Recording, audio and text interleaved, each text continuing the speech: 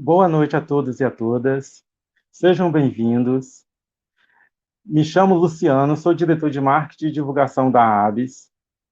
Quero inicialmente agradecer o presidente do CRB6, Álamo Chaves, pelo convite, para a realização dessa parceria, entre CRB6 e ABS.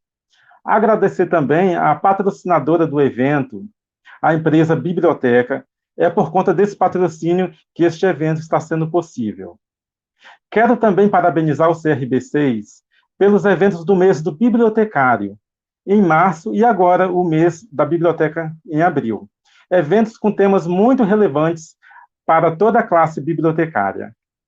E, por fim, quero agradecer às professoras coordenadoras Lucileide Lima e Rosa da Penha, e às alunas Eliana Terra e Patrícia Nogueira, do BPGCI UFES, por ter aceito o nosso convite para participar da nossa palestra de hoje, intitulada Como participar de editais de seleção em programas de mestrado em Ciência da Informação, o caso do PPGCI UFES. Sem muitas delongas, vou apresentar o currículo de nossas convidadas. A primeira delas é a professora Rosa da Penha Ferreira da Costa. Gente, olha, que incrível o currículo da professora Rosa. Ela tem 3 graduações, e eu fiquei encantado, tá, professora Rosa? Então, a professora Rosa possui graduação em biblioteconomia, né, pela UFES, artes plásticas e arquivologia, todas essas três graduações pela UFES. Especialização em serviços de informação educativos, né, UFES, e em gestão estratégica do conhecimento e da inovação, né, UFES. Mestrado em artes pela UFES e doutorado em ciência da informação pela UNB. Atualmente, é professora adjunto 3 do Departamento de Arquivologia da Universidade Federal do Espírito Santo. Coordenadora do Mestrado em Ciência da Informação, PPGCI-UFES. Coordenadora do Núcleo de Pesquisa Tabularium, Políticas de Arquivos, Observatório no Estado do Espírito Santo. Coordenadora do Laboratório de Ensino 2, do curso de Arquivologia, membro da Comissão Centro de Avaliação de Documentos, o CECAD da UFES, e presidente do Núcleo Docente Estruturante, o NDE. Tem experiência na área de Ciência da Informação e em Arquivologia, atuando principalmente nos seguintes temas: fotografia, memória, cidade, preservação de documentos, arquivos universitários, arquivos públicos, política arquivística, arquivo de processo de criação, patrimônio histórico, artístico e cultural. Seja muito bem-vinda, tá, professora Rosa? Agora eu vou apresentar o currículo, né, da professora Lucileide Andrade de Lima do Nascimento. A professora Lucileide, gente, para quem não sabe, ela foi a orientadora do meu TCC, né? Foi um privilégio muito grande. Foi em 2011.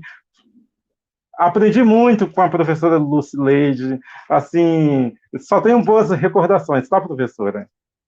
Então, a professora Lucileide, ela é doutora em Ciência da Informação pelo Programa de Pós-Graduação em Ciência da Informação da Universidade de Brasília. Mestre em Política Social pelo Programa de Pós-Graduação em Política Social da Universidade Federal do Espírito Santo. Graduada em Biblioteconomia pela Universidade Federal do Espírito Santo. Docente junto ao Departamento de Biblioteconomia da UFES. E Programa de Pós-Graduação em Ciência da Informação, da UFES, né, o PPGCI-UFES. Possui experiência na área de Ciência da Informação, com ênfase em organização e tratamento da informação. Desenvolve pesquisas nos seguintes temas: políticas públicas, política social, educação à distância, atuação profissional, biblioteca pública, formação de leitores e regimes de informação. Agora, a nossa próxima convidada é a Eliana Terra Barbosa. A Eliana, né, que eu conheci recentemente, né, que foi quando eu vim para a ABS, né, já nesse pouco tempo, já fizemos um trabalho em parceria junto, tá? Foi um prazer, tá, Eliana? Então, Eliana Terra Barbosa possui graduação em Biblioteconomia pela Universidade Federal do Espírito Santo. Especialista em Biblioteca Escolar pela FESAV. Mestranda em Ciência da Informação, né? Ela entrou na primeira turma no ano de 2019. Atualmente, é coordenadora da rede de bibliotecas escolares da Prefeitura Municipal de Vila Velha. Ela foi a ganhadora da medalha Etelvina Lima, né, pelo Conselho Regional de Biblioteconomia, CRB6, em 2019. Tem experiência na área de Ciência da Informação, com ênfase em biblioteca escolar, atuando principalmente nos seguintes temas: gestão de informação, rede de bibliotecas, empreendedorismo, competência em informação, fake news, atuação do bibliotecário escolar brasileira. Faz parte de grupos de pesquisa com ênfase em competência leitora, competência em informação, mapeamento das bibliotecas escolares do Espírito Santo e a colaboração no contexto da função educativa do bibliotecário. E agora, a nossa última convidada, né, a Patrícia Nogueira Rodrigues Sobrinho. A Patrícia, né, assim, a gente tem uma parceria de trabalho muito bacana na ABS. A Patrícia, ela é graduada em Biblioteconomia pela Universidade Federal do Espírito Santo, né? Ela graduou em 2014. Pós-graduada em Gestão de Biblioteca pela Fabra, né, em 2015. Pós-graduada em Educação, Pobreza e Desigualdade Social, né, pela UFES 2017. Pesquisadora do projeto de pesquisa A Colaboração no Contexto da Função Educativa do Bibliotecário, né, que ela está nesse projeto até hoje. Concluiu pedagogia agora recentemente, em fevereiro de 2020, né, pela UNAR. É mestranda em Ciência da Informação, né, ela entrou agora em 2021. A Eliana está saindo e a Patrícia está entrando. Muito bacana. Trabalhou como bibliotecária na Prefeitura Municipal de Vila Velha. Atualmente é bibliotecária da Prefeitura Municipal de Vitória. É idealizadora do projeto Bíblio Informes. E também é coordenadora do grupo especializado em biblioteca escolar na Associação de Bibliotecários do Espírito Santo. Muito bem, meninas, sejam todas bem-vindas, tá? Eu só gostaria de lembrar aos participantes para ficarem atentos ao nosso chat, pois a nossa patrocinadora, a empresa Biblioteca, vai sortear brindes. Para isso, basta preencher o formulário, né, e ficar aí na torcida. No final dessa live, será disponibilizada a lista de presença para quem deseja receber o certificado. E não esqueçam, tá, gente, de deixar perguntas no chat para as nossas convidadas, tá ok? Passo agora a palavra, né, para a professora e também coordenadora do PPGCI UFES, né, Rosa da Penha Ferreira da Costa, que ela vai falar para a gente aí o breve histórico do PPGCI. Seja bem-vinda, professora. A fala é toda sua. Obrigada, Luciano. Boa noite, Luciano. Boa noite, Lucileide. Boa noite, Patrícia. Boa noite, Eliana. Boa noite a todos que estão nos ouvindo.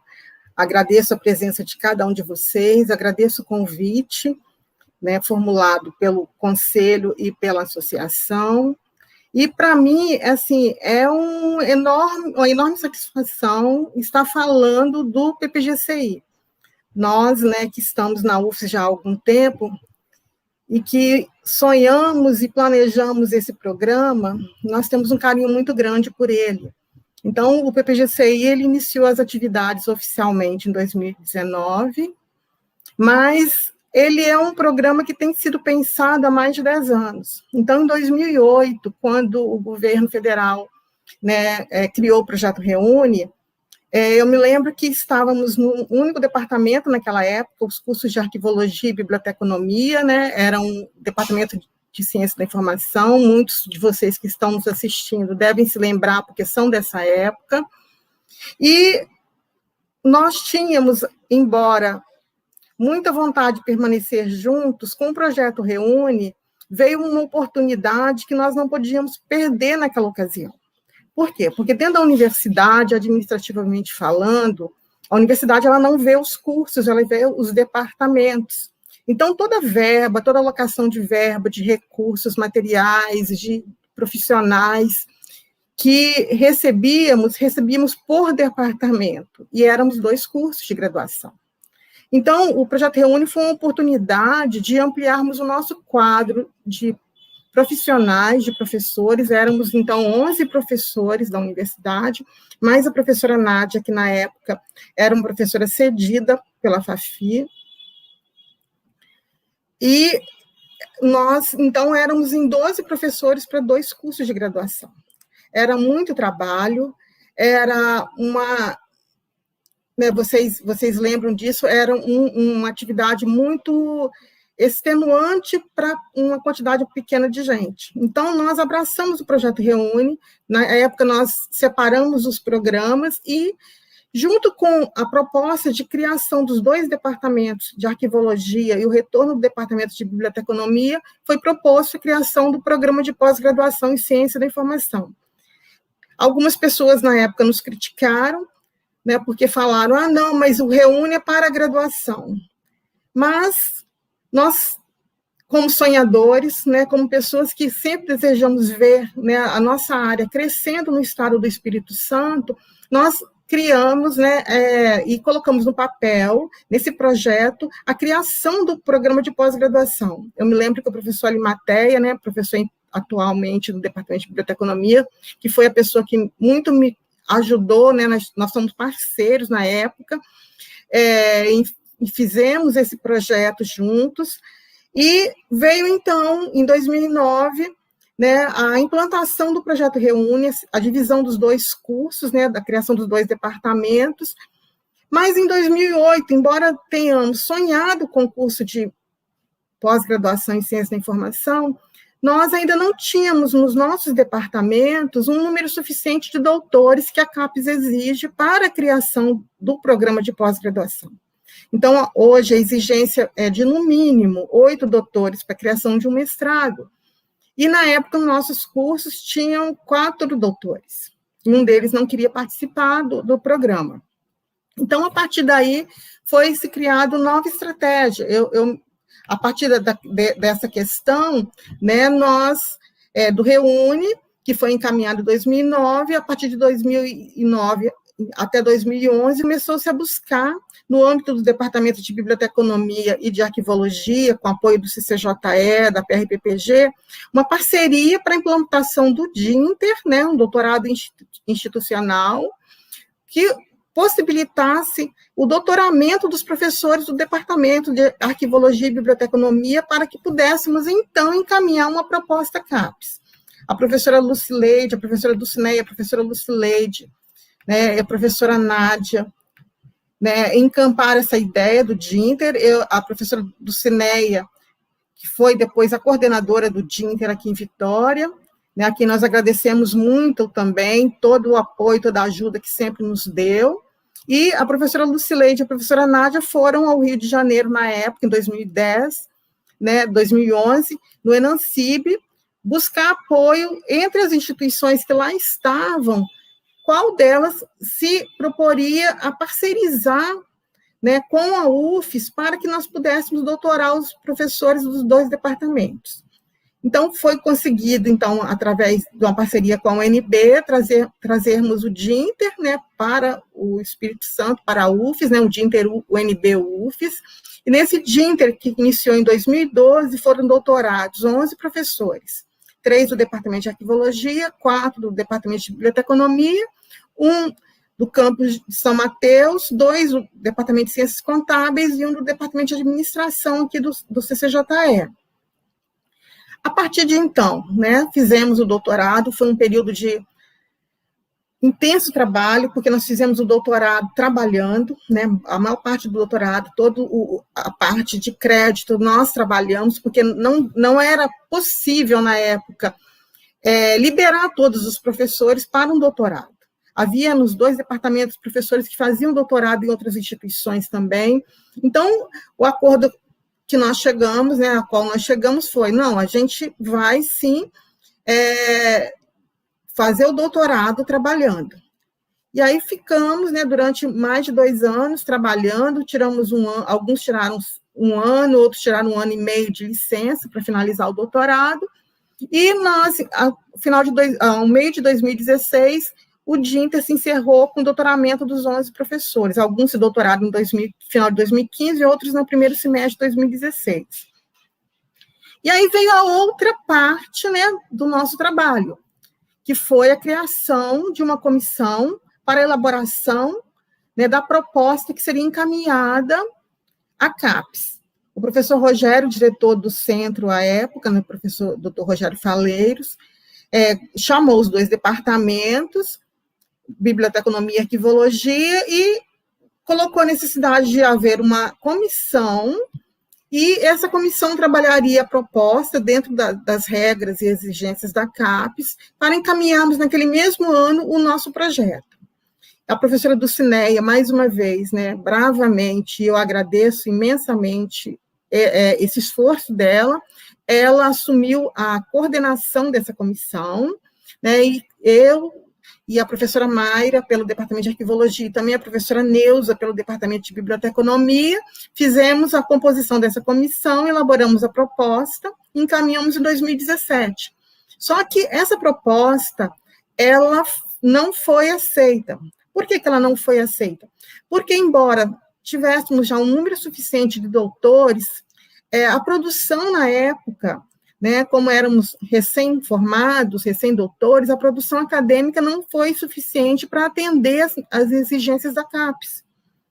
E aí, em 2018, o professor Rogério recompôs a comissão, né, na comissão de 2018 participamos eu e a professora Mayra, continuamos, entraram a professora Gleice e a professora Merinádia e a professora Marta, né, e reelaboramos a proposta e encaminhamos para a CAPES. A proposta foi aceita ao final de 2018, e no início de 2019 entrou a primeira turma com 9 alunos.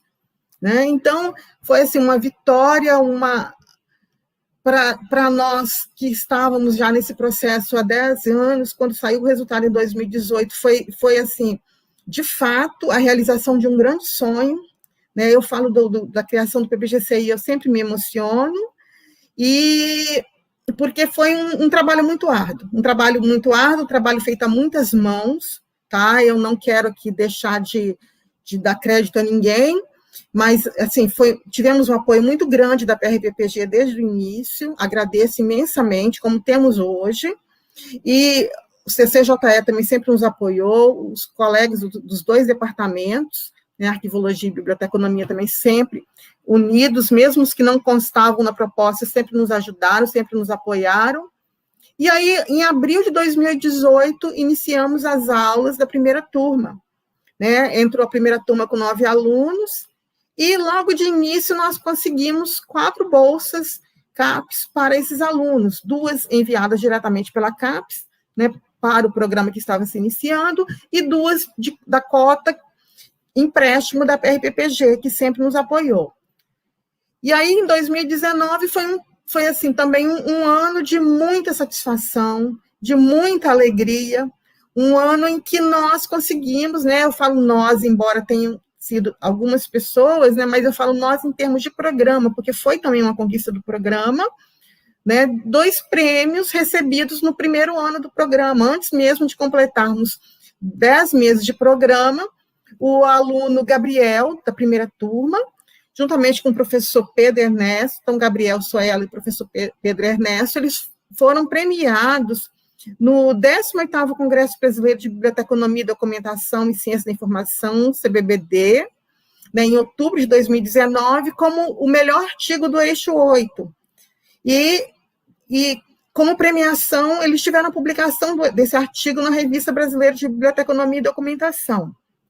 E também, nesse mesmo mês, a professora Daniela, professora do nosso programa, do Departamento de Biblioteconomia, ela também recebeu um prêmio de melhor trabalho apresentado no GT8 do Enancib, Trabalho em Informação e Tecnologia, um trabalho que ela desenvolveu em parceria com o professor Aslan Medeiros e professor Renato Rocha.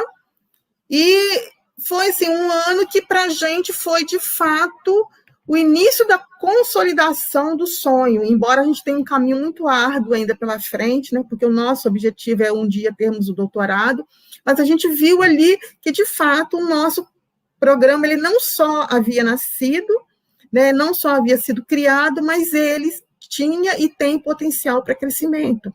Então, foi assim, um ano de muita, muita satisfação, de muita alegria, e 2020, apesar de todos os problemas que enfrentamos, da pandemia e tudo mais, nós também tivemos a entrada da segunda turma, com 9 alunos. Nesse ano, nós também conseguimos mais 2 bolsas FAPES.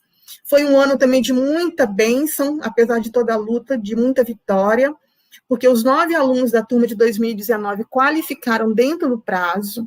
Então, todos os 9 alunos que qualificaram foram aprovados. Isso para a gente também foi outro motivo de muita alegria, de muita satisfação, porque a gente vê, de fato, o resultado do trabalho que é feito em grupo, né? Hoje, no PPGCI, inicialmente éramos 9 professores, mas hoje nós somos, na verdade, 11 professores do quadro permanente e mais 2 professores colaboradores.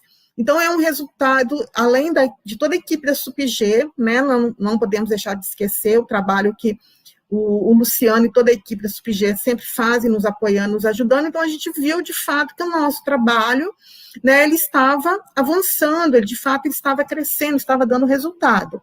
Aí entrou a segunda turma, em 2020, né, qualificamos os 9 alunos da primeira turma, e as aulas, apesar de toda a dificuldade, né, ocasionada mundialmente pela pandemia, as aulas prosseguiram de acordo com o calendário da universidade. Em 2021, entrou a terceira turma, com 12 alunos, porque ampliamos o quadro de professores, ampliou-se o número de vagas. E no ano de 2021, nós também fomos contemplados com mais 2 bolsas FAPES e mais uma bolsa CAPES.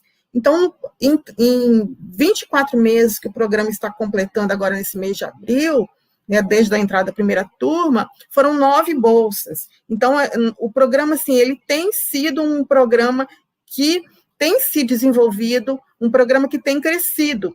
E a outra bênção, né, a outra vitória que aconteceu no âmbito do programa em 2021, foi que a primeira defesa do programa aconteceu no dia 31 de março, a segunda defesa no dia 1º de abril. Então, os alunos da turma de 2019 já estão, né, já começaram a defender, inclusive antes do prazo, né, antes de completar os 24 meses.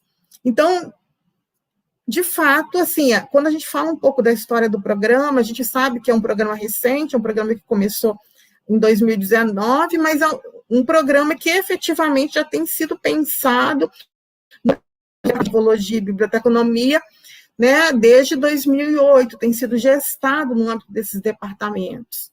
Então, a história do PPGCI, Luciano, e queridos ouvintes, no geral, fazendo um breve histórico, é basicamente essa. Luciano?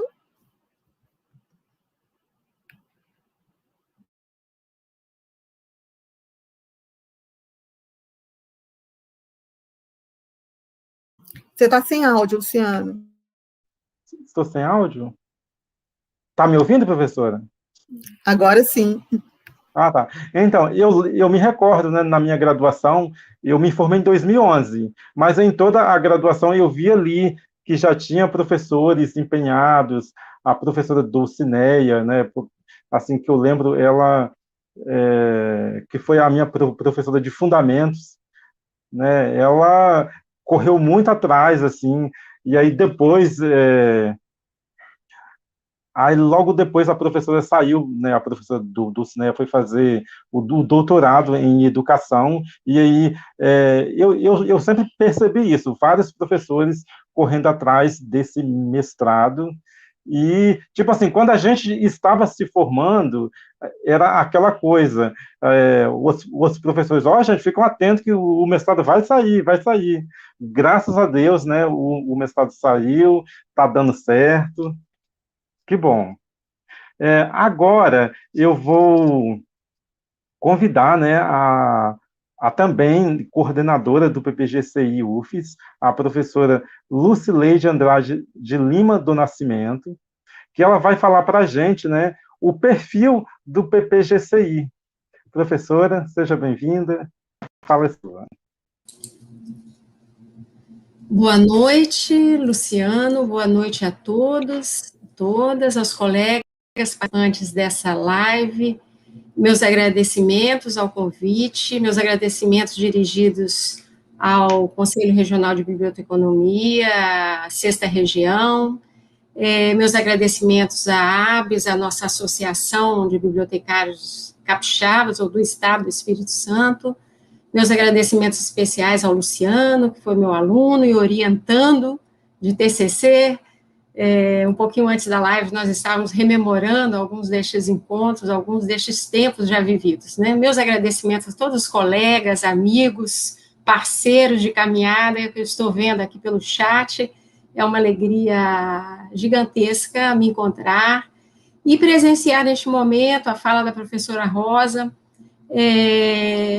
tratando da criação do curso, é muito importante, para nós é uma honra e é um prazer saber que esse relatório, essa descrição oral da professora Rosa ficará nos memoriais, né, do nosso conselho, da nossa associação, e para nós é um grande prazer estar aqui. Pois bem, a temática, né, como participar de editais de seleção, o caso específico hoje aqui, tratando do programa de pós-graduação em Ciência da Informação, ofertado pela Universidade Federal do Espírito Santo, é um caso especial, é um caso que realmente a gente espera que sempre seja um caso de grande sucesso, né?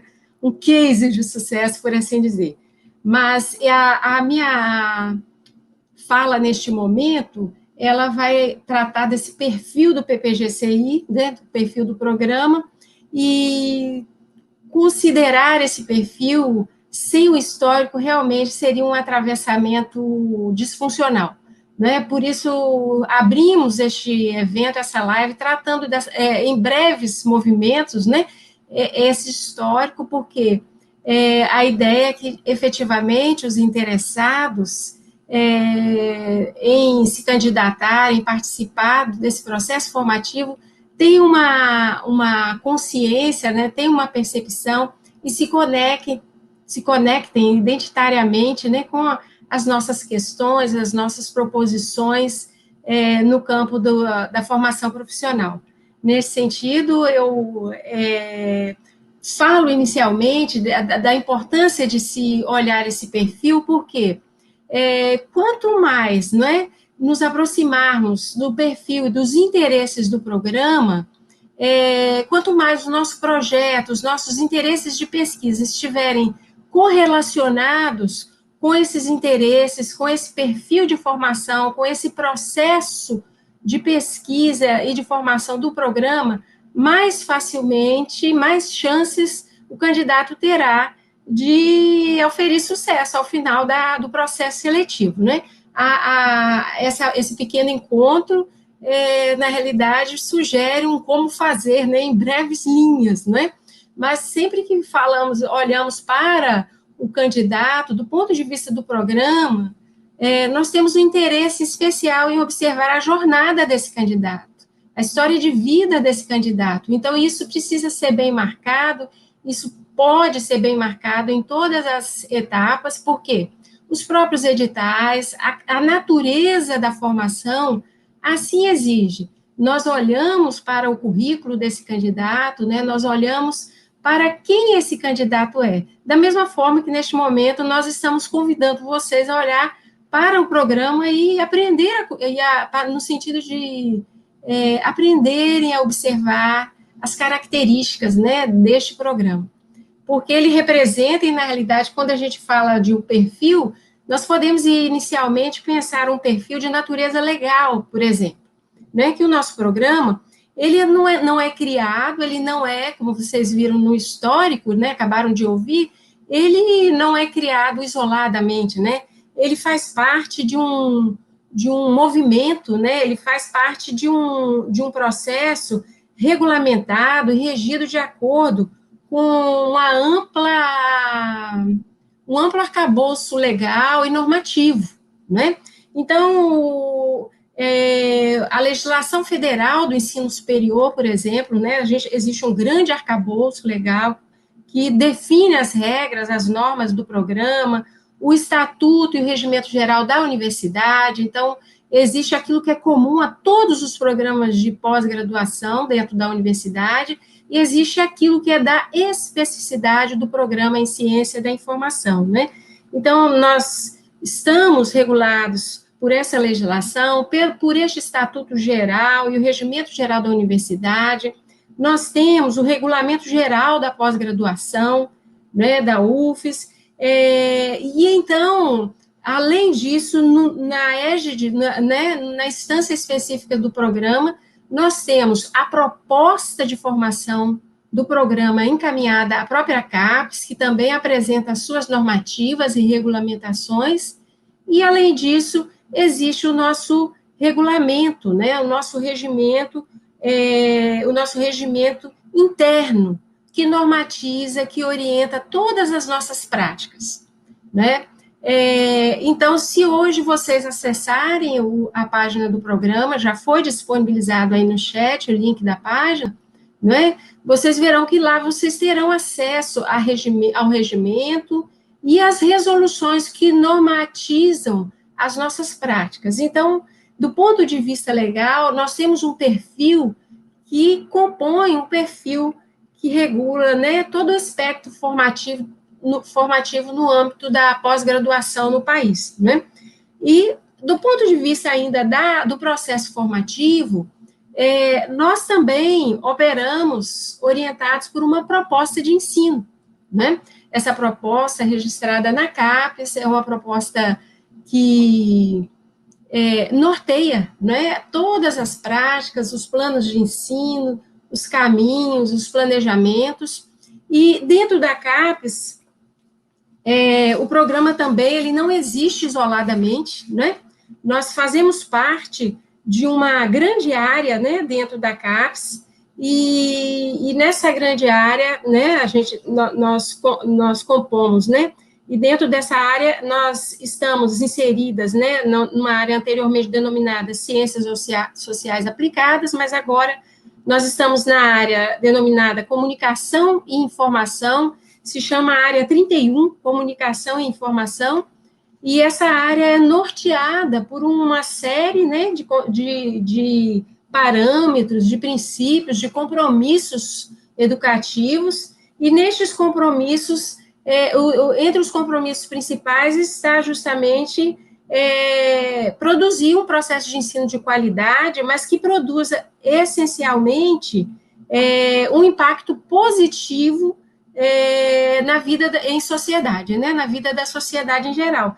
Então, o perfil do PPGCI é um perfil que se coaduna, que age para que esse impacto positivo realmente alcance, neste momento, aqui a sociedade capixaba, né?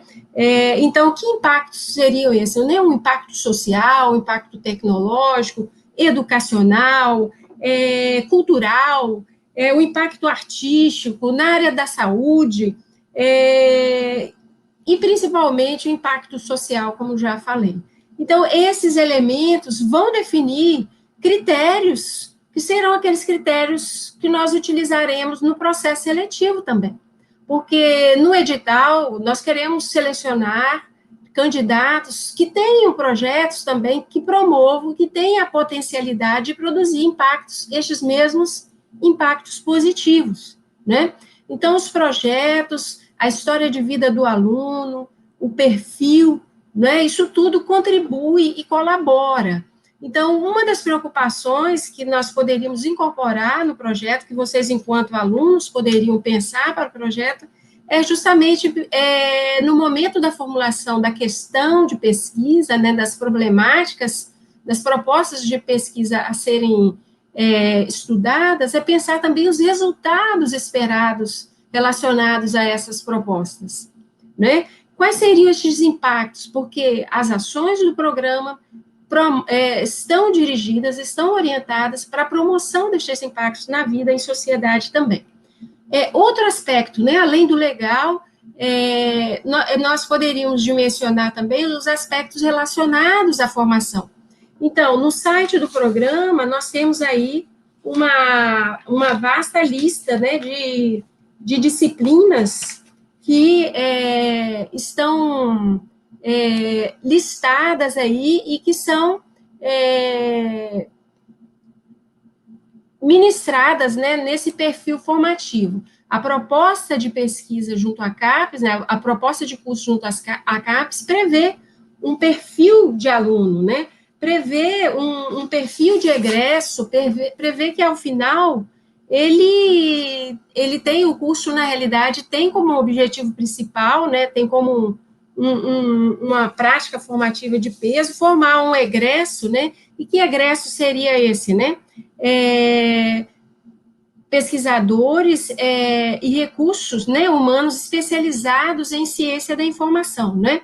Então, o candidato à vaga, né, do programa, ele pode ser um candidato graduado de qualquer área e também um candidato também em fase de conclusão, né, desde que no ato da matrícula ele comprove essa finalização de formação.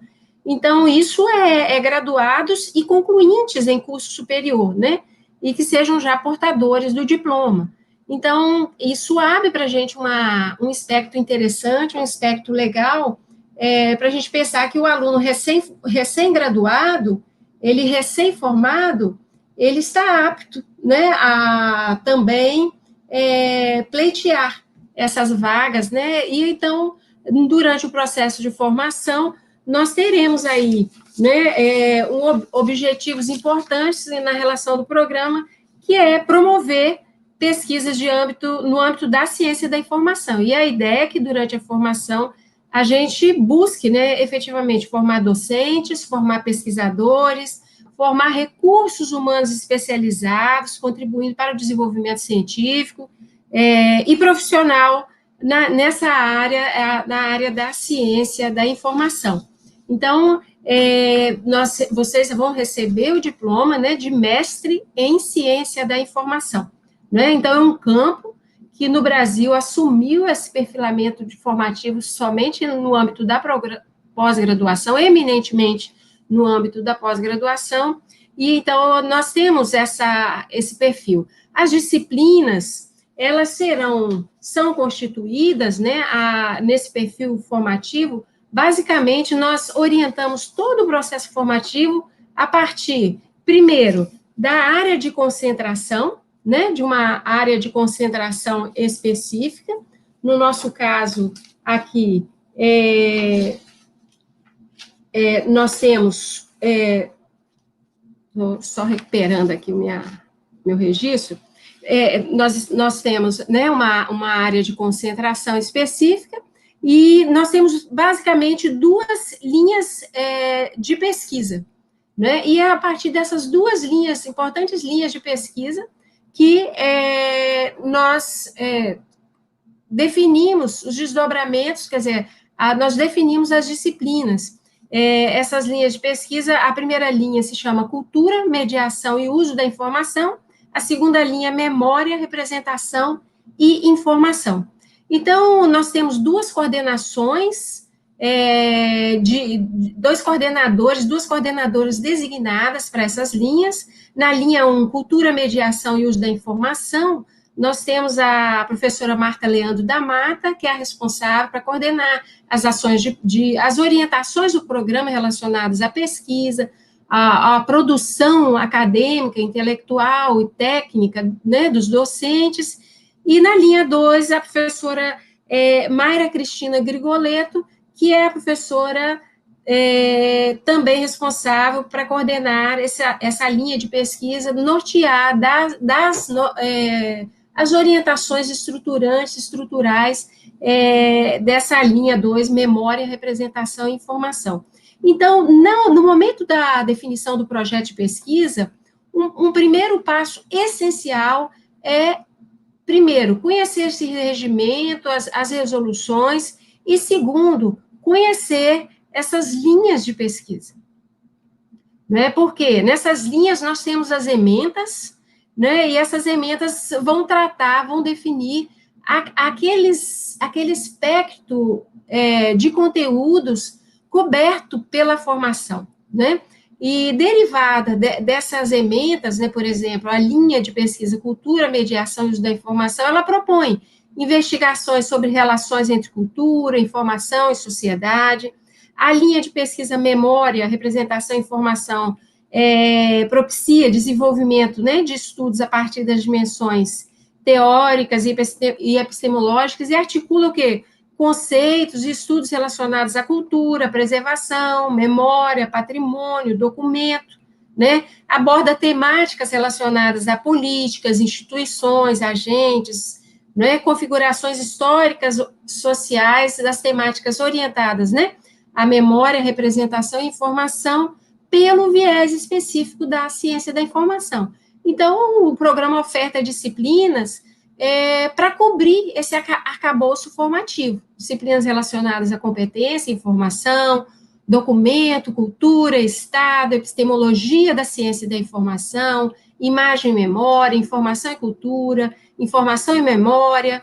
Então, nós temos aí um amplo espectro, né, de conteúdos que são tratados e ministrados pelo pool de docentes, né? Esse pool de docentes são docentes, em sua grande maioria, oriundos da arquivologia e da biblioteconomia, mas são docentes que formam, hoje, um perfil, né, de professores, sejam permanentes ou colaboradores, de grande interesse e que dão conta de cobrir grupos, né, de pesquisa, cobrir eixos de pesquisa articulados, né, com o contexto capixaba, articulados com as problemáticas, né, que envolvam estes impactos, né, que nós já apresentamos brevemente e que tratam, têm interesse, né, no desenvolvimento dessas temáticas e questões refinadas pelo programa. Então, nós temos uma série de projetos de pesquisa em andamento, capitaneados pelos nossos docentes. Então, é importante, uma outra dica que nós podemos tratar é justamente que vocês já observem, né, junto ao Lattes, o perfil destes docentes, né, no currículo Lattes. Vocês imediatamente, se vocês não têm um Lattes, já criem esse currículo Lattes, criem um currículo Lattes para vocês, observem esse perfil dos docentes, né, do programa no Lattes, né, a partir da formação, a partir dos interesses de pesquisa. Hoje, nós temos pelo menos um projeto de pesquisa registrado por docente, nós temos mais projetos, nós temos docentes com mais de um projeto de pesquisa em andamento. É interessante, os docentes têm interesse em acolher profissionais, alunos, né, interessados em colaborar com esses projetos de pesquisa. Esses grupos estão registrados no diretório nacional, né, de pesquisadores e de pesquisa coletado pelo CNPq, o Diretório de Pesquisa e de Pesquisadores do CNPq. Então, esses projetos estão registrados e os nossos projetos são amplos, né, desde temáticas orientadas a práticas e processos educativos do bibliotecário no contexto escolar, relacionados à comunicação científica e outras interfaces, relacionados a usos sociais da informação, a arquivologias, a saberes e fazeres relacionados ao documento, aspectos teóricos e metodológicos da competência em informação, competência leitora numa sociedade conectada, diagnóstico de bibliotecas públicas municipais. Então, nós temos projetos em diversos espaços e aspectos, né, relacionados a patrimônio, à memória. Então, há um pool de possibilidades. Então, vocês têm um Lattes, vocês precisam, né, fazer esse registro do currículo de vocês no Lattes, precisam olhar para esse perfil dos docentes, tem em mente um destes docentes como potencial orientador, uma primeira possibilidade, uma segunda possibilidade, quer dizer, não havendo a disponibilidade desse primeiro orientador, quem potencialmente poderia ser uma segunda possibilidade de orientação, né? Então, há uma série de possibilidades para pensar. Olhar bem para o ementário das linhas de pesquisa. O projeto de vocês de pesquisa tem que partir desse ementário. A bibliografia disponibilizada também nos editais, como nós vamos já falar dos editais, ela também norteia, orienta bastante a consolidação desse projeto, as rotas e os rumos de leitura, né, dos docentes e dos eixos de interesse de pesquisa. Então, a importância de observar bem essa bibliografia disponibilizada durante os editais de seleção. Nós também, né, entendemos como de valor e de importância vocês olharem os planos de ensino geralmente, os planos de ensino as ementas dessas disciplinas estão disponibilizadas no site. Havendo interesse, vocês podem requisitar esses planos de ensino. Em geral, eles são disponibilizados no próprio site. Há uma série de outras normativas, eu já estou finalizando, uma série de outras normativas também nos sites relacionados ao programa, né, que vocês podem consultar, relacionados às inscrições, ao processo de seleção, ao perfil dos docentes. A gente tem links, né, para o perfil. Nós temos disponível lá links apontando para os formulários necessários, apontando as dissertações que já foram defendidas, né, informações complementares relacionadas aos laboratórios, que já são instrumentalizados, que estão em processo, em vias de organização para serem instrumentalizados também, né? As linhas de pesquisa também estão disponibilizadas. Então, relacionado ao perfil, essas são algumas recomendações que nós passamos, então, em linhas gerais para vocês, mas que depois, durante a live, nós poderemos tratar mais detidamente. É isso.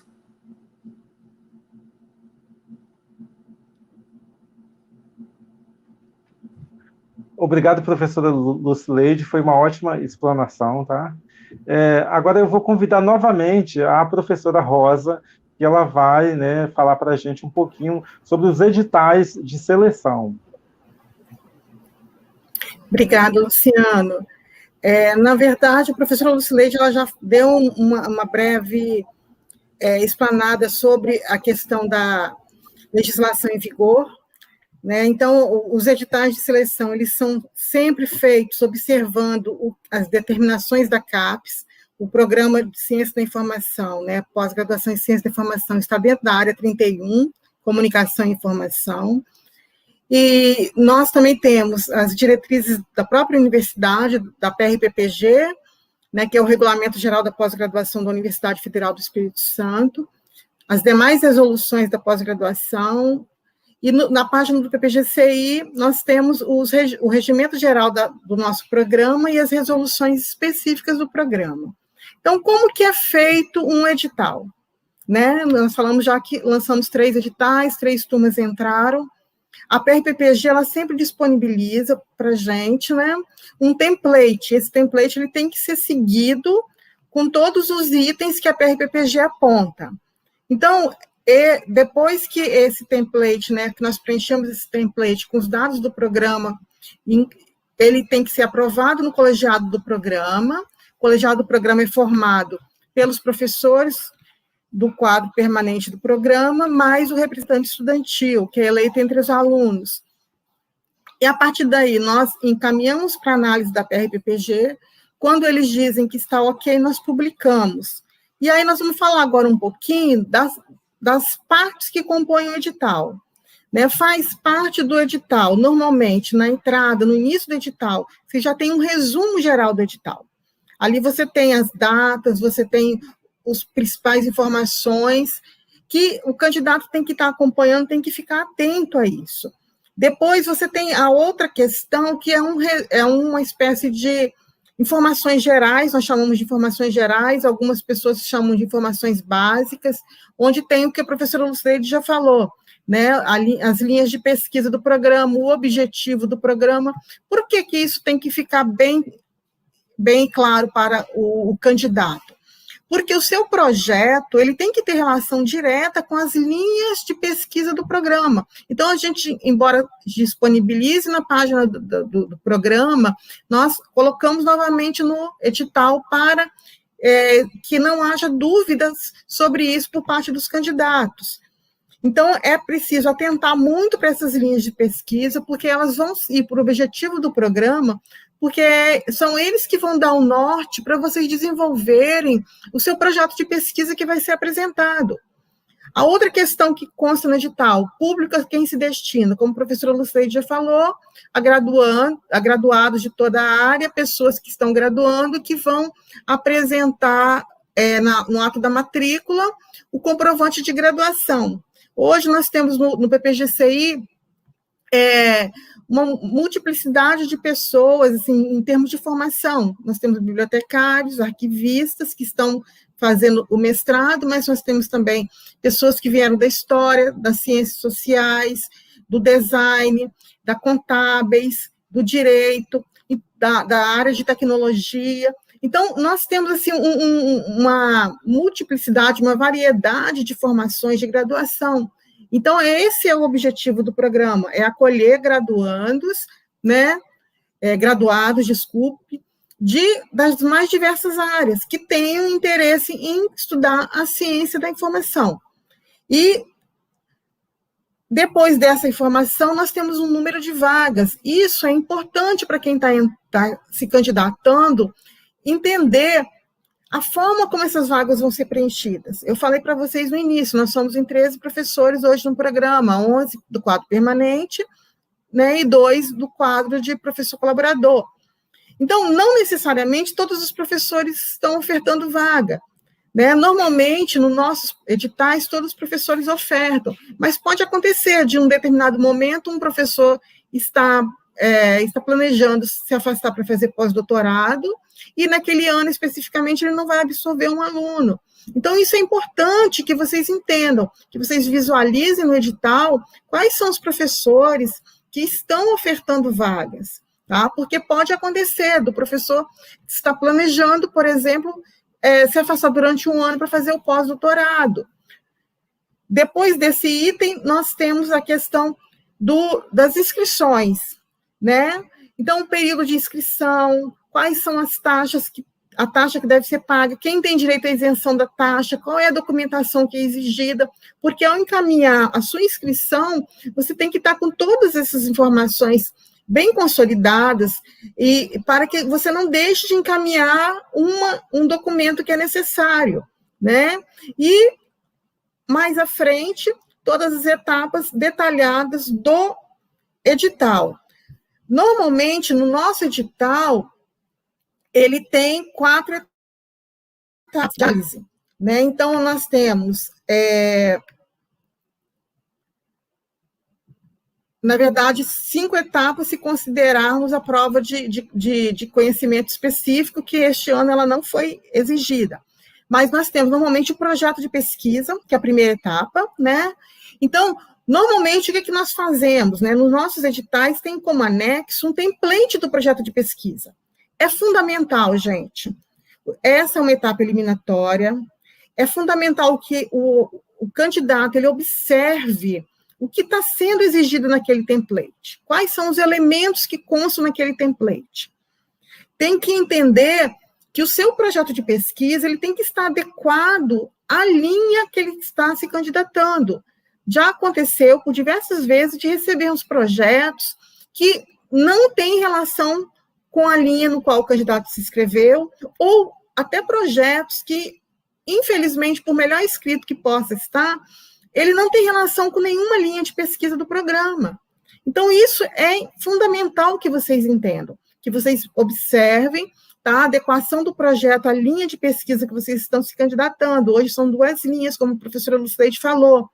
E dentro desse projeto, da execução desse projeto, observar a questão da coerência entre o problema de pesquisa, objetivo geral, objetivos específicos, a metodologia que você vai utilizar, a literatura que está embasando o seu projeto. Nunca perder de vista que você está se candidatando a um mestrado na área de ciência da informação.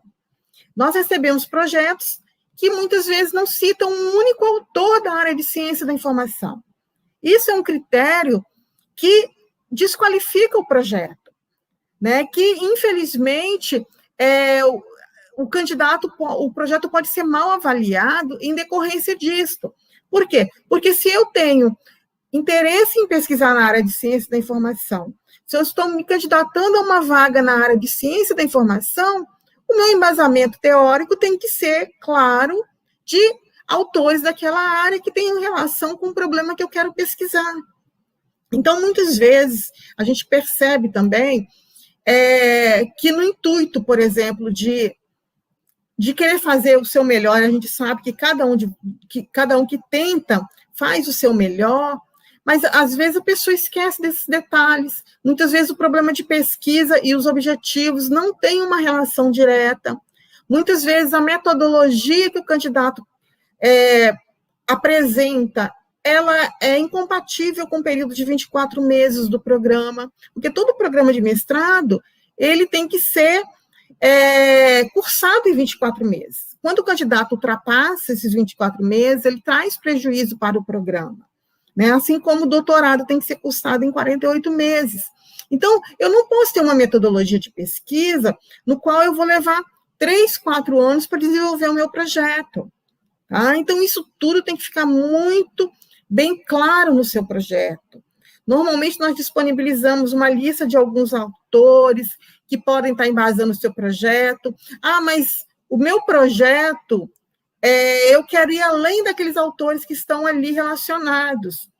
Ah, mas eu estou fazendo na área X, estou tentando para a linha 1, de repente na área de competência. Então, o que a professora Lucileide já falou, procure o lattes dos professores que trabalham com aquele tema, com aquele assunto, procure o que aqueles professores estão pesquisando, procure o que eles estão divulgando, quais são as referências que eles estão usando nos trabalhos que eles estão publicando. Isso tudo vai ajudar você a enriquecer o seu projeto de pesquisa, tá? Porque um projeto de pesquisa sem um bom problema de pesquisa, sem um problema de pesquisa que tem coerência com os objetivos, sem uma metodologia que não seja execuível em 24 meses, que não tem uma literatura da própria área da ciência da informação, ele é um projeto que não vai ser aprovado. Tá? Nós estamos aqui falando claramente com vocês, porque a gente tem certeza e tem o desejo que todos vocês, né, que ainda não são alunos do PPGCI, ou que ainda não fizeram mestrado, que venham a se candidatar. A outra fase, a arguição do candidato. Né? Então, eu fiz o meu projeto, eu vou ser arguido, passei, fui aprovado, né, nessa etapa. Então, aí, arguição ou entrevista, né? Chamem, né, de uma forma ou de outra. Normalmente, a gente apresenta no nosso edital um template, né, do que vai ser exigido na entrevista, quais são os itens que você vai estar sendo avaliado. Então, eu fiz o meu projeto foi aprovado, eu vou para a entrevista, eu tenho que atentar para o prazo que está sendo dado ali para eu falar, o que está sendo solicitado na entrevista, responder, né, o que a banca está me perguntando, com clareza. O lápis, que a professora Lucileide já mencionou, preenchido de forma correta, é uma outra etapa. Né? Então, eu preciso manter o meu lápis atualizado. Ah, eu publiquei, eu fiz um curso, eu participei de algum evento, eu vou atualizando o meu lápis. Tá? Então, isso é fundamental também. Prova de conhecimento específico.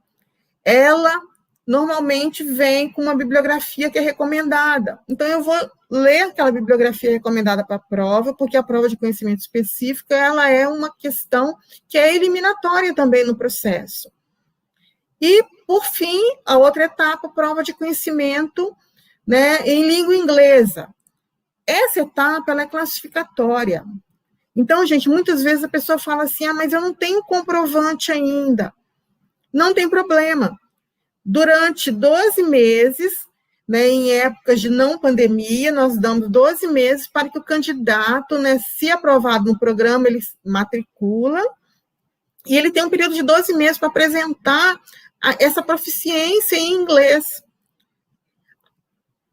Hoje, dado as condições de pandemia, em regime de excepcionalidade, como o Centro de Línguas parou de ofertar essa prova no ano de 2020, nós estendemos esse prazo para 18 meses. Mas é claro que, normalizando a situação, o Centro de Línguas voltando a funcionar, né, esse prazo voltará para 12 meses. Por quê? Porque é importante que esse candidato apresente a proficiência antes da qualificação dele. Então, gente, atentar para as referências que estão sendo sugeridas, para o cronograma, não perder prazos. Cada etapa, o candidato tem direito, né, de recurso em 48 horas úteis.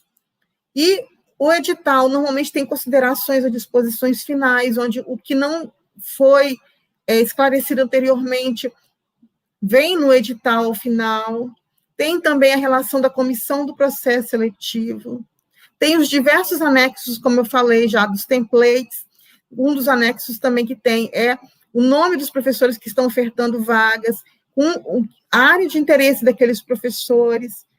Então, isso tudo tem que ser observado para que vocês façam um bom projeto, para que vocês possam, de fato, ser bem avaliados durante o percurso. Nós tivemos o primeiro edital, né, no início de 2019, para a entrada da primeira turma, 2020, quando entrou a segunda turma, e agora, em 2021, para a entrada da terceira turma. Desejamos, muito em breve, estar divulgando o próximo edital. Nós ainda não conversamos na reunião do colegiado sobre prazos ainda, porque só recentemente que a universidade lançou o calendário de férias, então a gente tem que adequar o nosso calendário, o nosso cronograma do edital às férias dos professores também. Mas, muito em breve, estaremos divulgando o nosso próximo edital para o próximo ano, para início de 2022. Eu gostaria agora de pedir à professora Lucileide, a Patrícia e a Eliana, se elas quiserem fazer alguma observação em relação a isso, em relação à questão do edital, se elas tiverem alguma coisa mais a acrescentar, fiquem à vontade também.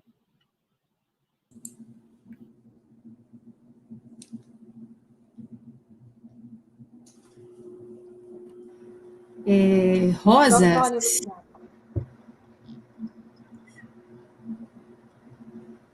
eu acho que eu posso falar? Pode sim, fica à vontade. A Marta me informou que tem algumas questões aí no chat, mas eu acho que nós podemos deixar a posteriori, né? Talvez a gente pudesse completar aqui na sua fala. É importante que a temática e o objeto de pesquisa estejam em consonância com as temáticas abordadas na linha de pesquisa. Obrigada, Marta, pela dica. De fato, isso é bastante relevante, né? É importante que a temática e o objeto de pesquisa estejam em consonância com as temáticas abordadas nas linhas de pesquisa, né? O recorte de estudos do programa está diretamente relacionado a esse inventário, né, das linhas de pesquisa, das duas linhas que distinguem, né, os dois grandes eixos de pesquisa e de formação do programa.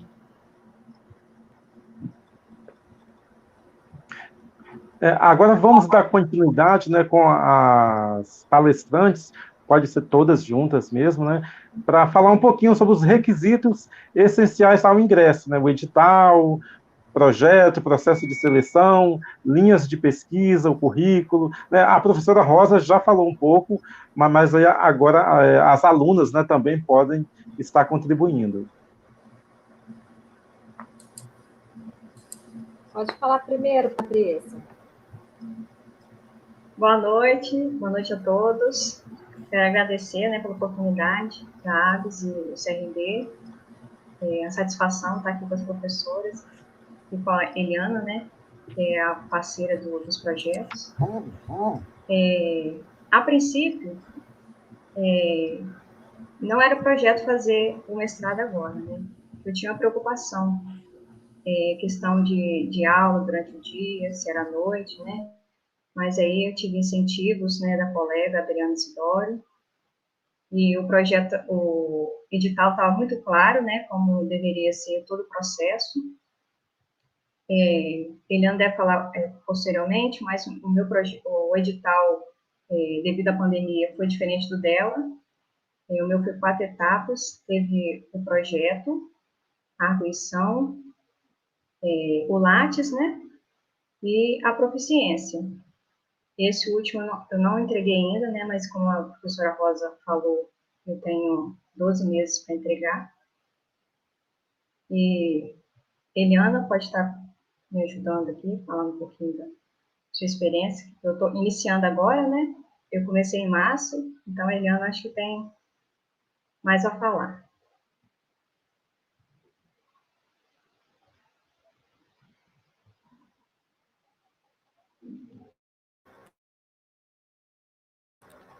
Agora sim.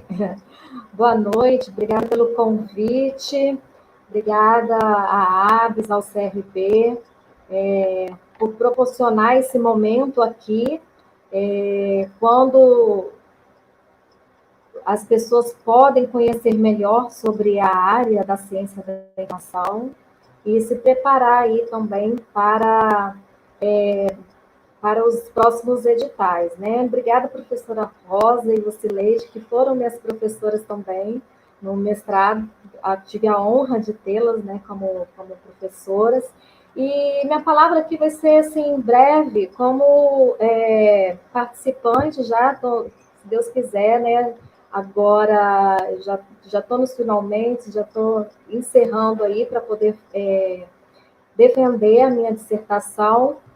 E quando eu vejo a Rosa trazendo todo esse resgate histórico, essa memória aí de tantas lutas, tanta garra para trazer o programa para o Espírito Santo com um esforço conjunto, que coisa mais linda esse trabalho árduo, né? Com todo esse rigor da CAPES.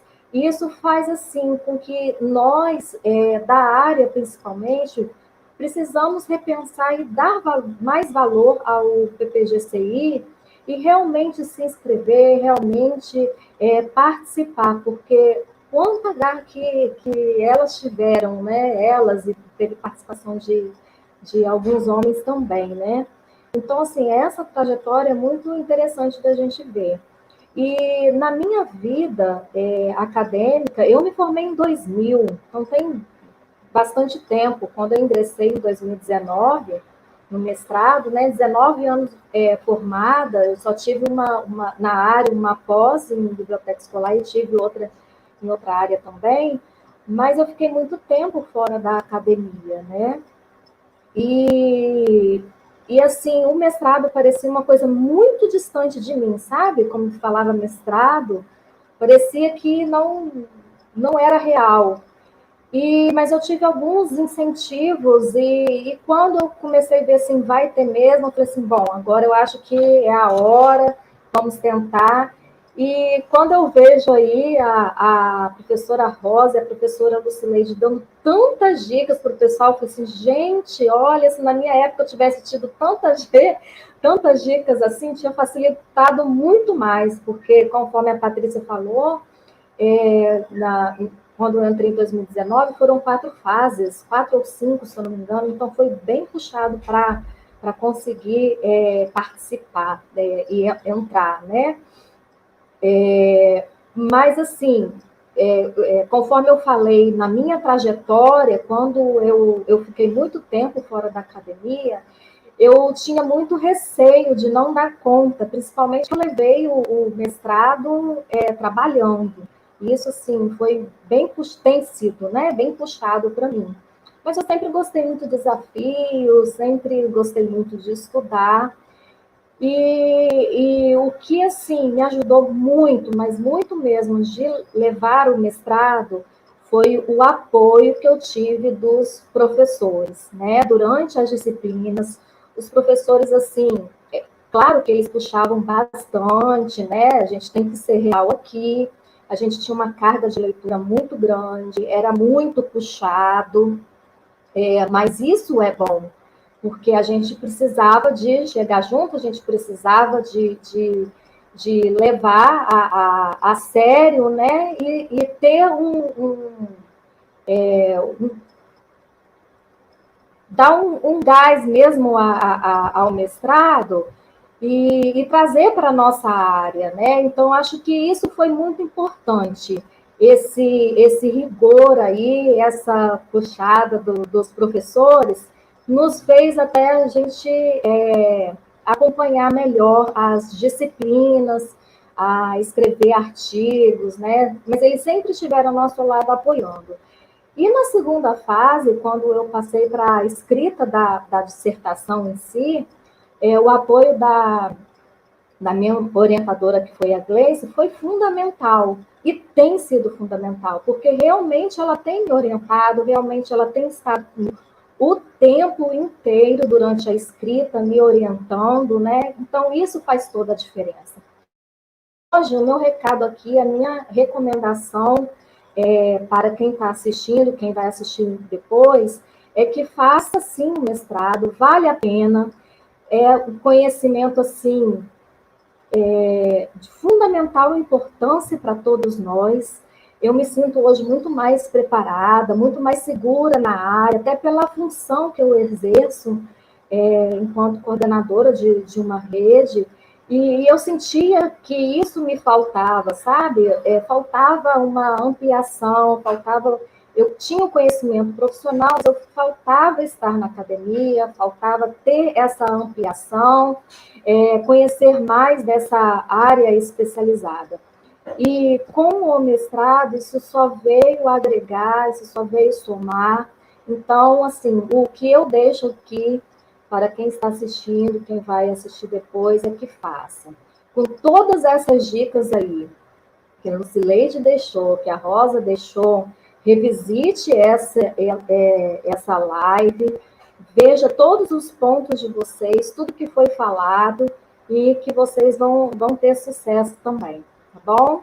É esse recado que eu deixo aí. Obrigada. Obrigado, Eliana.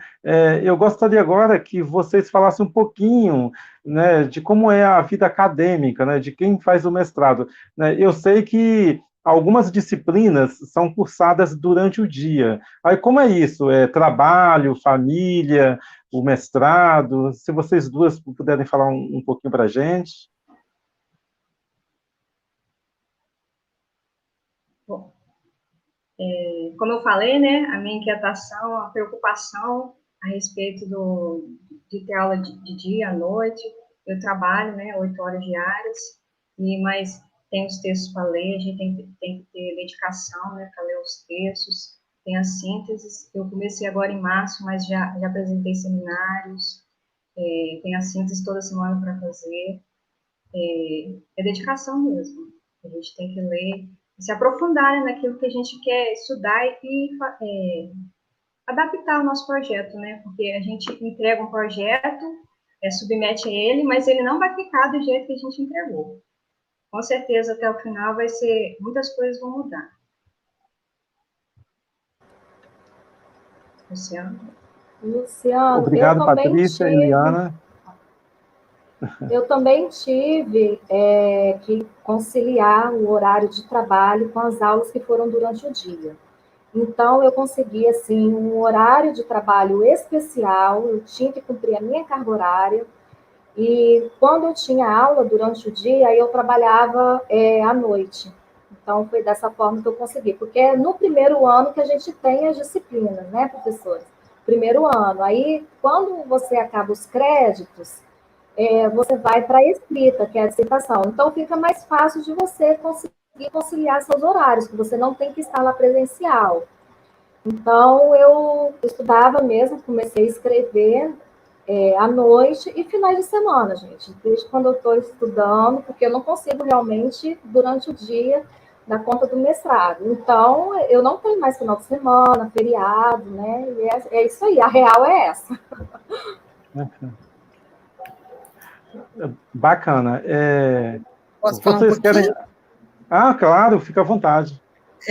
Porque o que acontece? O mestrado, ele tem a duração de 24 meses. Então, são 2 semestres, como a Eliana falou, né, de disciplinas. São 4 disciplinas obrigatórias para todos os alunos das 2 linhas. Então, como que nós fazemos isso?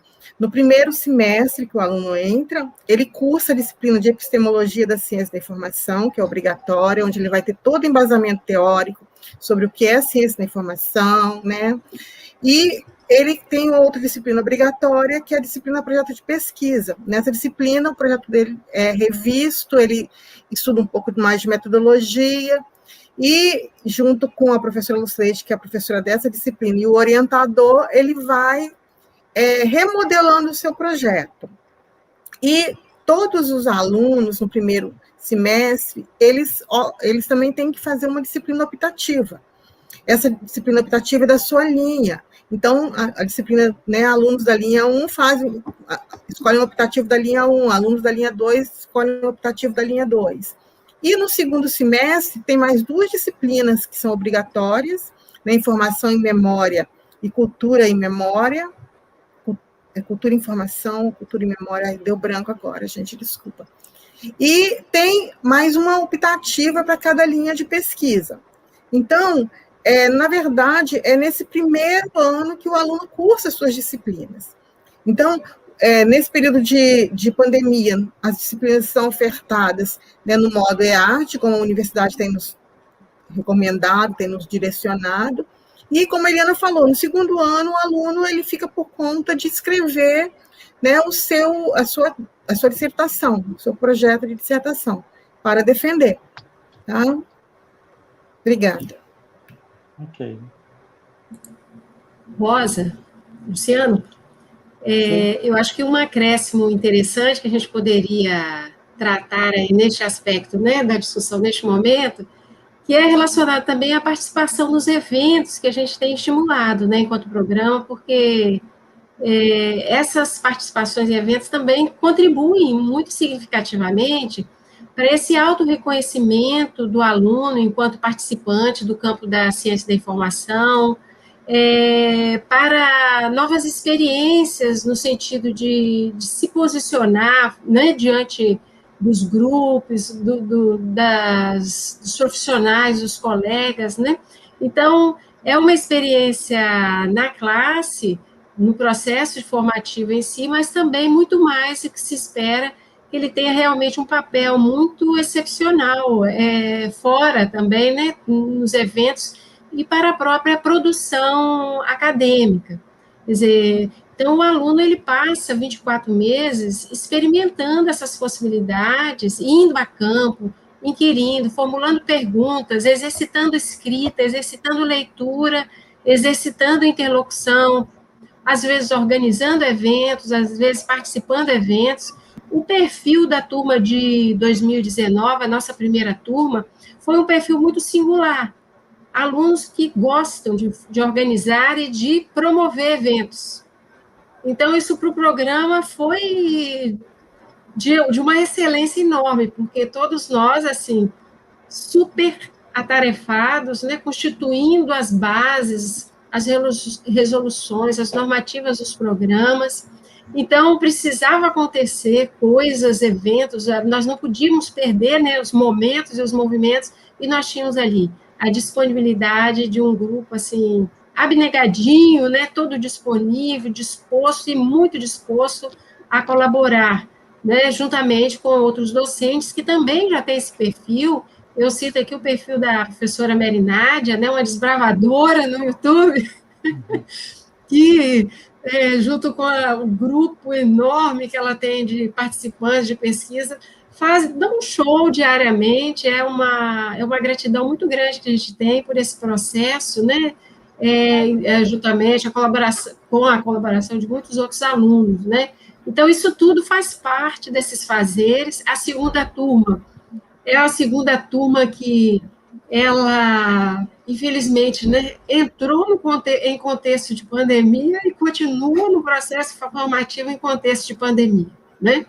Mas, mesmo assim, já tiveram algumas experiências muito significativas, participaram de eventos internacionais, né? Recentemente, a nossa mestranda Adriana apresentou um trabalho, uma pesquisa, né, em parceria com a professora Mayra, num evento na Itália, né, que foi mediado por uma universidade, instituições na Itália. O ano passado, nós tivemos um evento com vários alunos participando diretamente de Madrid, né, mediados, estruturados. Então, isso dá para o corpo profissional, para esse processo formativo, um poder, né, um empoderamento no sentido de se sentir corpo, se sentir parte, colaborar, né?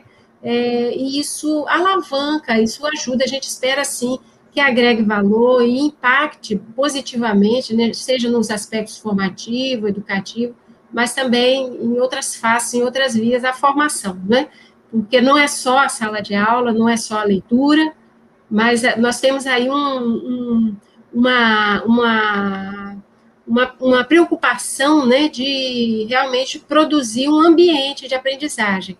eu tomo a liberdade, só para finalizar, de citar aqui, de fazer menção, né, ao projeto relacionado a bibliotecas públicas, né, que está sendo finalizado, nosso aluno Gerson, né, eu vi que tem algumas questões aqui relacionadas à biblioteca pública.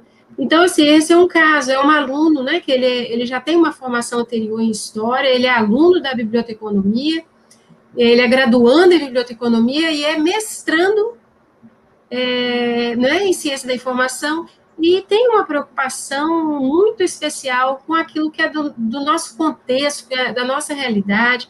Nós estamos com um projeto também encaminhando, tratando, discutindo as minorias sociais, nós temos projetos discutindo os acidentes na bacia, na barragem do Rio Doce, nós temos projetos extremamente engajados com as bibliotecas escolares de Cariacica, que é o projeto da Vânia, da aluna Vânia, a Eliana, com todo um processo de estudo, né, estrutural, compreendendo as dimensões das redes, das coordenações, da gestão.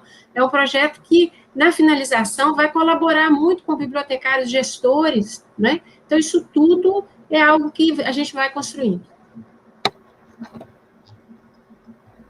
É isso. Eu vou aproveitar aqui o gancho, né, e trazer uma pergunta aqui, a pergunta de Rodeni Zucatelli. Gostaria de saber se tem uma linha de pesquisa na área de biblioterapia. Quer responder, Rosa? Pode responder. Posso? Não, então, na realidade, uma linha específica, não. Mas, eu estou pegando aqui só a ementa da linha, nós temos uma linha, né, em todas as duas linhas, se vocês observarem, há uma orientação muito grande com processos sociais de uso e mediação da informação, né? Na linha 1, cultura, mediação e uso da informação, e na linha 2, memória, representação e informação. Então, nós temos hoje no programa duas linhas especificamente. Mas, nessas duas linhas, todo o espectro social é contemplado. Então, questões relacionadas a usos e práticas sociais de uso, mediação de informação, estão aí previstas, né? Então, a linha 1 prevê que a realização de estudos de usos, de práticas e representações culturais, mediação cultural, multiculturalismo, práticas colaborativas no âmbito escolar, da competência em informação, competência leitora, né? E a biblioterapia, ela se enquadra perfeitamente nestes aspectos. Ok, aí uma outra pergunta. Então, a Marcele Queiroz fez uma pergunta que já foi respondida, né, pela senhora e também pela professora Marta Leandra no chat. E tem uma pergunta aqui da Letícia Aurora de Almeida Gracelli. Ela pergunta para Eliana e Patrícia: como o mestrado auxilia no ofício bibliotecário de vocês? Quer falar, Patrícia, primeiro? Posso falar. Desde a graduação, né, após que eu fiz, e a advocacy, né, que eu fiz da biblioteca escolar e do profissional bibliotecário, no mestrado agora, a gente está estudando textos que estão mostrando como que a informação, o nosso fazer bibliotecário, como que a informação pode chegar a esse usuário. Então, nesse pouco tempo, eu tenho percebido que está sendo de grande valia, né? Porque estou vendo com outros olhos como é que o bibliotecário pode trabalhar, como que eu vou trabalhar essa informação para chegar a esse usuário. É isso. Eliana? Verdade. O mestrado, ele faz ampliar os nossos horizontes, né? O conhecimento. Eu posso dizer que, assim, da pergunta da Letícia, que eu sou uma Eliana bibliotecária antes do mestrado e outra muito melhor depois do mestrado. Eu melhorei muito na escrita, na comunicação, O mestrado me abriu portas excelentes, eu tive um crescimento muito grande profissional, porque o que acontece? Quando você está ali no seu fazer diário, você tem aquela prática, mas a prática, os saberes e os fazeres, eles têm que estar conectados o tempo todo. E eu tinha um pouco dessa questão da academia, um pouco de lado. Então, quando eu aproximei, eu consegui fazer juntar esses saberes e fazeres, a minha prática, junto com o que eu estava aprendendo no mestrado, para mim, assim, abriu muitos horizontes, eu consegui enxergar coisas que às vezes eu não conseguia realmente enxergar, e aquilo que a Lucileide falou, principalmente na questão da gestão, como me ajudou o mestrado, me ajudou muito mesmo. Então, assim, eu agradeço muito ao PPGCI, a luta que vocês tiveram, porque, assim, para mim já, né, valeu a pena, e eu gostaria muito, eu sempre falo com um grupo de bibliotecários de Vila Velha, gente, faça, vamos escrever, vamos aí apresentar artigos, se preparar para a gente estar participando, né, dos novos editais aí do PPGCI, porque a gente precisa fortalecer a nossa rede, a gente precisa fortalecer a área da ciência da informação aqui no Estado. Eu acho que é até uma questão de reconhecimento e uma questão aí de valorizar todo o trabalho que essas mulheres, né, guerreiras tiveram para trazer o mestrado para cá. Então, assim, para mim tem sido, né, eu estou falando como se eu já tivesse terminado, mas tem sido para mim de grande valia.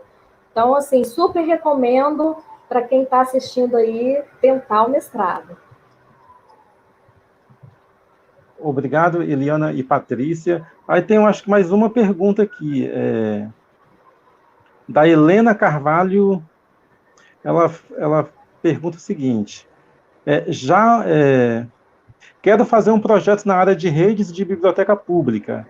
Já ouvi comentários que, se não tiver um orientador que se interessa pelo projeto, não é aprovado. É isso mesmo? Veja bem. Então, Rosa, eu respondo, se precisar, você complementa. Não é bem assim, né? Mas também é assim.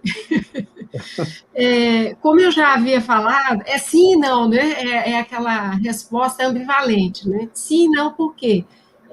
Na realidade, nós temos um projeto em curso em andamento, né? Um projeto formativo em andamento, com eixos de pesquisa bem definidos. Nós prestamos relatórios anuais junto à CAPES. A CAPES sabe onde é que o programa está caminhando. Nós temos metas anuais a serem cumpridas, né? Então, existem projetos de pesquisa em andamento. Esses projetos, às vezes, são construídos num prazo de 12 meses, são construídos num prazo de 24 meses, ou um pouquinho mais, né? Mas numa média de 3 anos, nós temos abertura e fechamento de projetos de pesquisa.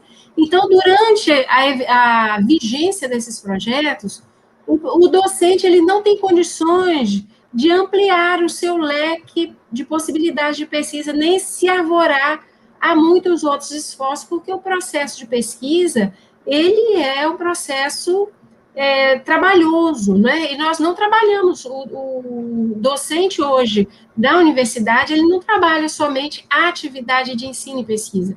Ele é administrador, ele trabalha o ensino, ele trabalha a pesquisa e a extensão, além de outras representações sociais que nós temos que lidar diariamente por conta dos ofícios, né? Então, quando nós estamos dentro, né, desse projeto de pesquisa, nós precisamos nos delimitar neste espectro de esforço, porque senão nós não damos conta. Nós temos projetos financiados por agências de fomento com prazo de validade. E se a gente não conclui, nós temos que devolver o financiamento, nós somos penalizados, né? Então, nós temos alunos de iniciação científica. Hoje, o programa deve ter uma média de quase 10 alunos de iniciação científica caminhando, são alunos da graduação, caminhando junto com as orientações de mestrado e com todo o processo formativos, tanto da graduação quanto da pós. Então, nós temos responsabilidade de entrega de vários produtos ao longo do ano. Então, o edital, quando ele é aberto, nós já temos uma previsão bastante clara dessas rotas e do que nós teremos que alcançar até o final do ano. Então, nós não temos a condição real de nos abrir a outras propostas, mesmo que elas sejam de excelência, né, justamente porque há um compromisso já estrutural, estruturado, que não podemos abrir mão.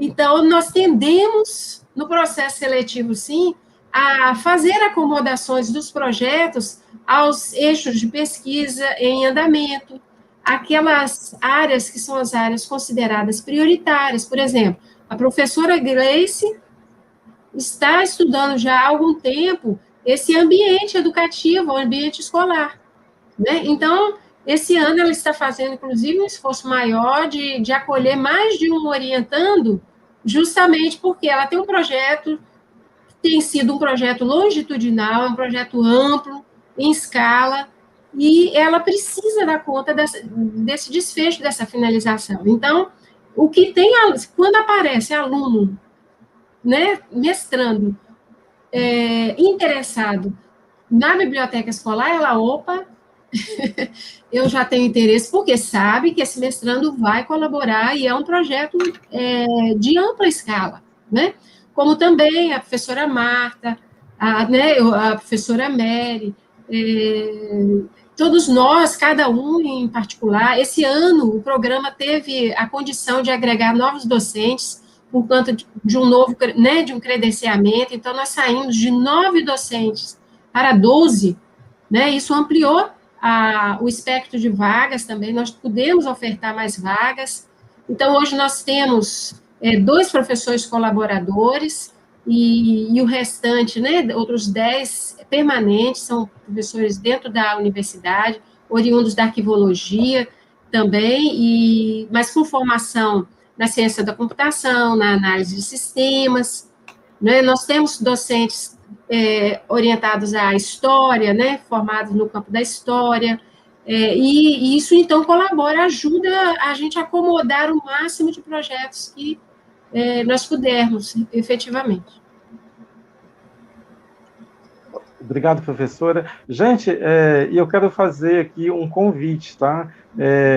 A Associação de Bibliotecários do Espírito Santo, ela precisa, né, dos bibliotecários, dos estudantes e dos técnicos de biblioteconomia, né? Venham fortalecer a nossa categoria aqui no Espírito Santo. Estamos, assim, com parcerias excelentes, né? O CRB6 está sempre junto aí com a gente, dialogando. O Departamento de Biblioteconomia já se colocou à disposição, né, para ajudar no que for possível. Agora temos também já o PPGCI junto com a gente também, né? Podemos criar uma parceria aí para pesquisa, né? Que o mestrado tem essa finalidade, né? De fazer pesquisas na área. Então, venham para a associação, vamos criar grupos, né, de trabalho, eu acho que isso é muito importante, vamos fortalecer mesmo o nosso movimento. Eu vejo que tem muitos, nós temos muitos, tá dando eco, alguma coisa. Tá. Eu vejo que temos muitos profissionais aqui no nosso estado já bem engajados, né? Assim, pelas lives, assim, os trabalhos que estão sendo feitos são muito bons. E é isso, fica esse convite, vem para a associação. A associação, ela não é de um grupo pequeno, né? Ela é de todos nós, bibliotecários do Espírito Santo, tá? Então, fica aí o convite, o e-mail, né? Já foi divulgado aqui, que quem quiser entrar em contato, abis.associação.financeiro@gmail.com, né? E também o nosso Instagram da Abis, né? abis.associação. E tem uma última pergunta aqui. E essa é a última mesmo, tá? Porque nós já extrapolamos o tempo permitido. É do Rafael Peixoto da Rocha. Como vencer o bloqueio para se candidatar? Eu acho que as meninas também podem responder, né? Eliana Terra e Patrícia. Não sei se elas tiveram esse bloqueio, né? Com certeza eu tive muito, pensei 1000 vezes antes de me arriscar. Primeiro, gente, é muita leitura. Leitura, leitura, leitura e estudar o edital, estudar as linhas de pesquisa e começar a se preparar aí no projeto em si, né? E o interessante que a Lucileide colocou, você tem que ter um bom problema, né? Um bom problema de pesquisa, algo que te instiga, algo que você gostaria de pesquisar na área, o que você poderia deixar como resultado. Então, eu acho que isso seria um bom começo, Rafael, se começar a ler e as pessoas estão aqui também. E aí, outra questão, se você também não se sentir seguro, eu não lembro se a Rosa e a Lucileide falaram, mas também sempre abre vaga para alunos, para matérias específicas, né? Aluno especial. Eu não sei se vai continuar daqui para frente. Mas, de repente, eu acho que seria uma boa dica também, né? Para conhecer o programa, faz uma disciplina apenas, que aí você já conheceria, né?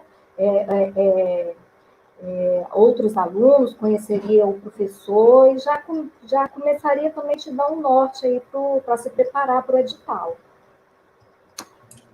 Luciano, você me Sim, permite um pequeno acréscimo? fica à vontade. Outra estratégia também, Eliana, seria o ingresso nos grupos de pesquisa. Elejam, né, identifiquem os docentes e os respectivos grupos de pesquisa, se voluntariem, participem destes grupos. Nestes grupos acontecem rodadas de leituras, rodadas de estudos, né, tem grupos que os encontros são semanais, tem grupos quinzenais. Então, nestes grupos, geralmente, nós temos o aluno de iniciação científica, o graduando e o profissional que já está no campo, o aluno do mestrado. Então, isso facilita muito esse convívio, e nós vamos quebrando esse gelo, né, essa dificuldade. O candidato passa a se ver, né, se reconhecer naqueles espaços. Então, pode colaborar na produção de um artigo, né, com a equipe, e aí já se sente mais à vontade, porque na consolidação do currículo é importante a gente considerar que o que pontua mais, né, quando o currículo ele é avaliado? Nós sabemos que o nosso mestrado ele é acadêmico, é um mestrado que se distingue um pouco do mestrado profissional. Então, o aluno que procura um mestrado acadêmico é aquele aluno que tem interesses nos processos mais especulativos, nos processos de investigação, que quer extrapolar esse limite pragmático, prático das atividades cotidianas e realmente articular teoria e prática, né? Então, o mestrado acadêmico, ele não é um mestrado que te ensinam como fazer para você ir a campo diretamente, né, e resolver uma problemática instanciada e específica, né? Nós estamos aqui no processo formativo para formar docentes, para formar pesquisadores, para formar pessoas que possam tratar de uma forma, tratar processos orientados ao uso, estudos, né, no campo da ciência da informação, de forma mais crítica, e que possam, quiçá, sistematizar esses estudos via produção acadêmica, né?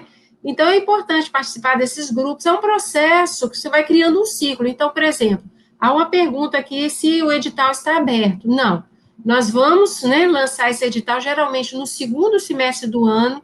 Esse edital ele é disponibilizado para se tomar um tempo. Geralmente, após a abertura do edital, a gente tem um prazo mínimo de 30 dias para a inscrição, então o edital fica no mínimo 30 dias aberto. Então, isso dá um tempo de fazer a inscrição até chegar o dia da prova, né? E o prazo de inscrição também, né? Um prazo longo. Então, isso dá agora, a formação curricular, a produção antecipada, isso ajuda muito, né? Se você já tem uma experiência docente, isso pontua, né? Se você já tem uma experiência de iniciação científica, isso pontua na avaliação do currículo. Se você já publicou em eventos e em publicações em periódicos bem qualificados, isso colabora muito. Vocês podem verificar nos editais os critérios, e lá nós temos, né, essas regras, essas dinâmicas bem clareadas. Então, vocês podem fazer um planejamento de curto, de médio e de longo prazo, né? Então, hoje, se a gente olhar a realidade hoje, vocês teriam já a possibilidade de trabalhar com o curto e o médio, né? O longo, eu não sei, tanto porque nós já estamos no mês de abril, né? Possivelmente num prazo médio de 2 meses, se tudo correr bem, talvez menos, né, Rosa? A gente já pensa essa partir de, eu acredito que em agosto esse edital, talvez até antes, eu não sei como é que está esse calendário acadêmico, né? Esse ano nós temos 3 semestres letivos, né, para dar conta na universidade. O PPGCI, nós estamos com 2 semestres letivos ativos neste momento, né? Então, eu não posso nem precisar datas e peço até desculpas pela data. Mas, então, a gente pode ser feito, sim, esse cronograma e vocês pensarem, né, esses esforços, um esforço que pode advir, por exemplo, do TCC, já finalizado por vocês, né? Isso ajuda a quebrar o bloqueio. Se foi um bom TCC, se o problema de pesquisa é um problema ativo, é um problema atual, é um problema que ainda abre muitos expoentes discursivos e de análise de pesquisa, ele pode, sim, ser bem tratado. Se o problema é um problema bem contextualizado nas dinâmicas do nosso Estado, do nosso percurso, né, nosso contexto, isso também é de excelência, porque nós queremos essa resposta social, né? Nós não estamos aqui com um programa só para atender uma pesquisa, um processo de pesquisa e formação em si, mas nós queremos dar respostas de impacto para a sociedade. Isso tudo é um estímulo. E, Muito Luciano, bacana. você me dá licença só um minutinho? Eu sei que você já falou que já encerramos, mas completando também o que a Eliana e a professora Lucileide falaram, o edital para aluno regular, ele abre uma vez por ano. Então, para 2022, nós abriremos em breve. Mas há o edital para aluno especial. Então, o que é o aluno especial? O aluno que ele cursa uma disciplina no programa, ele recebe, quando aprovado, ele recebe o número de matrícula, ele escolhe a disciplina que ele quer cursar. Normalmente, nós abrimos, aliás, nós só abrimos para disciplinas optativas, e o aluno faz todo o período, todo o semestre daquela disciplina, com as atividades passadas pelo professor, pela professora, assiste às aulas, e durante esse período, ele também conhece um pouco mais do programa, ele conhece um pouco mais da linha de pesquisa, ele faz um contato com os colegas que são do período regular, né, do processo regular do mestrado. Então, e depois, posteriormente, se esse aluno ele é aprovado para se tornar aluno regular do programa, ele pode pedir aproveitamento dessa disciplina. Esse edital para aluno regular é sempre uma vez por ano, mas para aluno especial, ele abre sempre no início de cada semestre. Então, nós já abrimos para a turma que entrou agora em março, haverá uma turma que entrará em agosto, possivelmente em julho haverá também um edital para aluno especial, tá, gente? Obrigada, senhor. Muito bacana. Gente, vamos ter, né, que ir concluindo. Eu só gostaria de convidar, né, assim, a todos para o evento de amanhã. O evento de amanhã é com a nossa irmã, a ABMG, né, Associação de Bibliotecários de Minas Gerais.